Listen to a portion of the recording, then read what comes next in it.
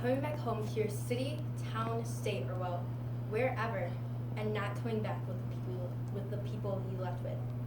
Sadly, hundreds of people have had gone through this, whether it be from this state or a totally different one. September 11th, 2001 was a very horrific day for every person in the United States. It started off as any other normal day, but that didn't last for long. At 8:45 a.m. on a clear Tuesday morning, an American Airlines plane loaded with 20,000 gallons of jet fuel crashed into the North Tower of the World Trade Center. The impact left a gaping, burning hole near the 80th floor of the 110-story skyscraper, killing hundreds and trapping hundreds more in higher floors. Television cameras broadcasted live images of what appeared to be a freak accident. 18 minutes later, a second plane hit. It appeared from the sky and turned sharply south and sliced into the South World Trade Center near the 60th floor. The collision caused a massive explosion that showered burning debris over surrounding buildings and onto the streets below. It became clear that America was under attack. The attackers were Islamic terrorists from Saudi Arabia and several other Arab nations. It was reportedly financed by the Al-Qaeda terrorist organization of Saudi fugitive Osama bin Laden. There were 19 terrorists in total. Some had lived in the U.S. for more than a year and had taken flying lessons at American commercial flight schools. Others had slipped into the U.S. in the months before September and acted as the muscle of the operation. They easily smuggled box cutters and knives through security at 3 East Coast airports and boarded 4 early morning flights bound for California. It was chosen since the plane would have a lot of fuel for the long transcontinental journey.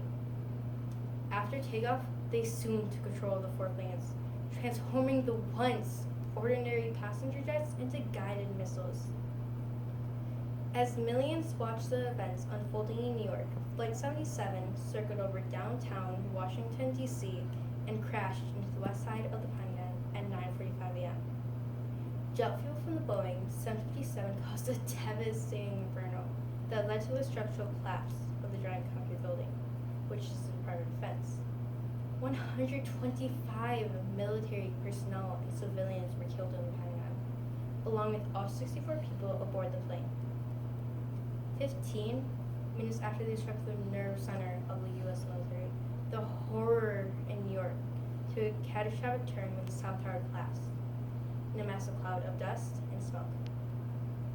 The tower, built to withstand wind in excess of 200 miles per hour and a large conventional fire, could not withstand the heat generated by the burning jet fuel. Flight 93 was hijacked about 40 minutes after leaving New York Liberty International Airport in New Jersey. The plane was late taking off, so passengers on board learned of events in New York and Washington via cell phone or airphone calls to the ground. A group of passengers and flight attendants planned an insurrection, since the hijackers claimed they weren't returning to any airport anytime soon. They fought the hijackers and are suspected to have attacked the cockpit with a 5-extinguisher. The plane then flipped over and sped toward the ground upwards of 500 miles per hour, crashing in a rural field near Shanksville in Reston, Pennsylvania at 10:10 a.m. All 44 people aboard were killed. The target isn't known, but there are theories, including the White House, the U.S. presidential retreat in Maryland, or one of the several nuclear power plants along the eastern seaboard. According to History.com and CNN, there's a total of 2,996 deaths in 9/11, 2,763 in the World Trade Center, 184 at the Pentagon, and 44 people on Flight 93. Because of this day, many things changed.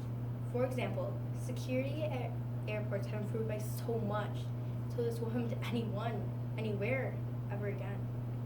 And also, as a nation, we're growing stronger together to not forget, but to improve ourselves from this day.